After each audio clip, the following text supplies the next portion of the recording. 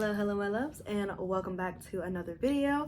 If you're new here, hi, my name is Mel Threets, and this is Live Again, where we talk about topics to help you live your ideal reality.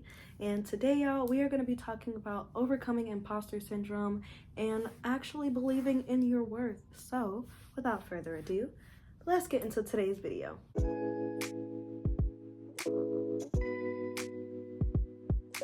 I think when it comes to imposter syndrome, a lot of us associate our self-worth with the things that we can do and the things that we can produce. And that's not what self-worth is about. True self-love is all about embracing who you are and showing up as that person every single day, no matter what version of yourself exists at that time, and loving yourself through the process. As somebody who has experienced imposter syndrome, trust me when I say it is not an easy process. I still go through it to this day. Sitting in front of this camera is not easy. As long as I've been doing it, it's still not easy. But I want to get into some practical tips on how you can actually start believing in your worth, because you are worth it. No matter what version of you exists right now, no matter who you are right now, if you're not doing anything but sitting on your couch watching this video, you are worth it. What do we preach on this channel? Everything that you want, need, and desire, you are deserving of. You deserve everything you want, need, and desire, no matter what version of yourself exists right now, no matter where you are in your life. So without further ado, let's get into today's video.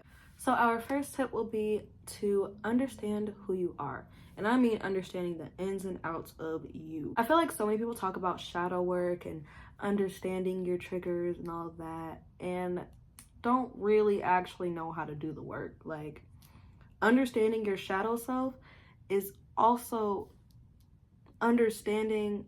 being able to love your shadow self. You can't understand, okay, these are all of my problems, these are all the things that I need to work on, and one, not work on those things, and two, not acknowledge and give them space to exist, give them love and compassion so that they can flow, and so that you can, work on those things and actually deal with them. Because yeah, what did you think was gonna happen? You thought, oh yeah, shadow work, I'm just gonna, matter of fact, I'm just gonna deal with all this stuff and then I'm just gonna be bright and happy. No, shadow work is an everyday thing. Shadow work is it's a constant thing. Life is a journey, not a destination. So understanding those shadow parts of yourself need that same love and compassion that you would give to your higher self. How are you going to be able to embrace and be a better version of yourself if you can't even love who you are at this moment? If you can't even love the shadow parts of you, if you don't even know what your triggers are, if you don't understand what gets you back into those bad habits or back into those low moments or into those negative spaces, you won't understand how to get out of them. So understanding yourself inside and out, understanding your triggers, understanding what your shadow self looks like, embracing that person. Do the work. Do the work, do the work, do the work. My second tip is going to be, y'all, if you haven't heard it from me, if you haven't heard it from anybody else, stop comparing yourself to everybody. You're not them. You're not Susan. You're not the girl that's going viral on Instagram. You're not her. You're not him. You're not them. You're not them. And I'm sorry to burst your bubble. You will not be them. Your journey is going to look different from everyone else's journey. It's okay if it does. It's okay if your perfect routine right now is you waking up at 11 o'clock, getting stuff done, and going to bed at 2 a.m. That's okay if that is the routine that works for you. You do not need to be this copycat version of somebody else's journey. What works for one person is not going to always work for you. And understanding that and understanding how to not compare that version of them to the version of you that exists right now. Oh, since I didn't get up and work out today, then I'm just a lazy potato. That's not how that works. That's not how that works. Why didn't you get out of bed this morning? Really understand. Is there something underlining? Is there an insecurity there? Did you just not feel like it? If you didn't feel like it, why didn't you feel like it? And how can you better improve that tomorrow so that you can get out of bed tomorrow and work out? taking those smaller steps, breaking down the process. Stop beating yourself up into progression. It's not gonna work. It's not. As someone who has done it, I have been my worst critic for years because I expect nothing but the best for myself. And while that is a great thing to expect from myself, also understanding, bro, I can't bully myself out of bed. Like, that's not gonna work. It's not gonna work. So stop comparing yourself to other people's journey. It's not gonna look like that. It's okay if your journey does not look like that. And maybe you can work yourself up to that if that's what you truly want. But understand that you have to work towards that. They didn't just automatically wake up one day and have the perfect routine, have the perfect meal plan, have the perfect lifestyle. They didn't wake up one day and do that. And also, social media is not a real place. I need us to understand that. Social media, I'm just gonna reiterate that one more time. Social media is meant to motivate you. It's meant to influence you. That's the whole point of social media. Use that to help influence the things that you do, and use that to motivate yourself, and not compare yourself to a lifestyle that only someone is showing you a portion of. It's gonna leave that there. But stop comparing yourself. It's not worth it. Like, you're not them. That leads me into my third tip, which is understanding who you are currently in this moment is enough. Who you are right now is completely enough. Like I mentioned in the last tip, constantly bullying yourself into progression is not going to help you progress. You are only rejecting yourself into a further deeper hole. You're not going to get any further, because even if you do start to get into that routine, it's never going to be enough for you. You're never going to feel accomplished enough. You're never going to feel good enough. So how can you start to build those habits and build that understanding for yourself? It starts with you understanding the ins and outs of you. What works for you? What motivates you? What makes you feel good about yourself? What makes you feel good about life? What makes you love life? What's your favorite color? Like, why is it your favorite color? Like, understanding those simple, even though they seem silly, those simple questions helps you to better have gratitude for the version of yourself that exists right now.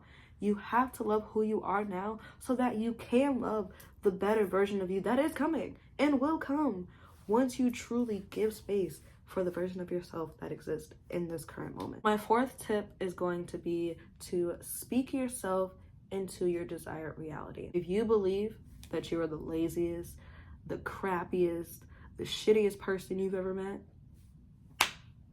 then that will be you. Like, I cannot stress this enough. What you put out is what you receive.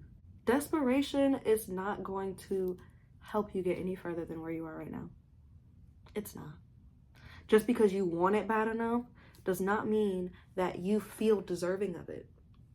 And if you don't feel deserving of it, you can't attract it. You can only attract the things that you know you deserve and desire. That is one of the main things you can do to manifest anything you want, is to act as if and believe that it is already yours. No matter, it's not going to be yours tomorrow. It might not even be yours in a couple of years. It might not be yours in a couple of minutes, but it will be yours.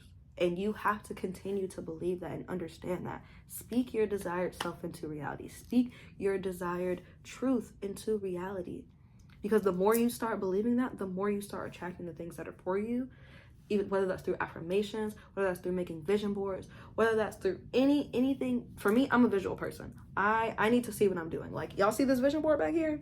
I put that right above my bed for a reason, so that when I wake up in the morning, that's the first thing I see. You see myself back there? That's me. I put that up there, so that's the first thing I see in the morning.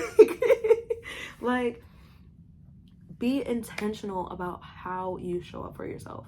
And that starts with honestly believing in the version of yourself that already exists. Like, sometimes I don't feel like her. Not at all. Not even close. But I put her there so that every time I look at that version of myself, because that version of myself is someone that I'm proud of, I put that version of myself there because I'm like, that's who I want to embody every single day. I want to be the baddest, sexiest version of me that I know I can be every single day. So I put that there. I put all the things that I want and desire in my life, and I have affirmations on my vision board and everything like that, so that when I wake up in the morning, that's the first thing I see. Those are the things that I want to attract. I don't want to start my morning looking at my phone and looking at all the negative things that's going on in the world. Stop. Take a moment. Take a breather. Like, I said all that to say, if you don't believe you're deserving, if you don't believe that you can and will have all the things that you want, need, and desire, no matter how long that's going to take, you're going to continue to be the version of yourself that you don't want to be. And it's going to continue to influence that imposter syndrome that you already feel about yourself. Because yes, you technically are an imposter. And I'm not telling you to lie yourself into, a better life. Like, you have bad habits, but that doesn't mean that you can't grow into the version that you want to be. Just saying. My last and final tip is going to be to take small steps. Whether that looks like implementing small habits into your lifestyle that helps to influence that version of yourself, taking those small steps every day to show yourself a version of you that you desire to exist is going to help you with your imposter syndrome. Whether it's you reading 10 pages of a self-help book a day, whether it's you listening to a podcast, whether it's you dressing up into the version of yourself that you want to see, whether it's you investing in the wardrobe, whether it's you investing in the mindset, feeding yourself positive affirmations, feeding yourself billionaire mindsets, understanding what it means to be an entrepreneur, learning the skills, building the skills. Take the small steps. I am all about taking small steps on this channel. Now, don't get me wrong. Take a risk when you feel the need to take a risk. Not when you feel desperate, but when you feel it in your gut to take a risk. Take the risk. I'm all for it. Go for it. But take the small steps first. Take baby steps. All about baby steps on this channel, because I was very much a person that felt like I needed to make these big major changes in order to feel change in my life. And sometimes all I needed to do was clean my room. Sometimes all I needed to do was just journal, get out my thoughts. Maybe I just need to talk to somebody. And that was it. Felt completely better. Needless to say, taking those small steps is what's going to help you become the version that you want to be and truly overcome that imposter syndrome. You're going to continue to feel like an imposter until you actually start putting effort into the version of you that you want to exist, because they already exist. Whether it's in this lifetime, another lifetime, in the future, in the past, they already exist. They already exist. They are already there for you, waiting for you to embrace them. You just have to take the steps to get there. And it starts with everything else I mentioned in this video and taking those small steps. I want to thank you guys again for tuning into today's video. Please don't forget to like, comment, and subscribe. And I want to know one thing that helps you feel like that bitch. That helps you feel the most confident about yourself. I want to know one thing. Just one. Whether that's you dressing up. For me, it's definitely dressing up. I love a cute outfit. Look at this shirt. It's so cute. It's so adorable. It has a little bow. I'm very extra. So I love a good makeup look. I love a cute outfit. I love dressing up. I love accessories. That's really, you see my nails? Come on now. Be for real. Be serious. Be dead ass. But I said all that to say show me. But yeah, I want to hear about one thing that really helps you feel like that bitch.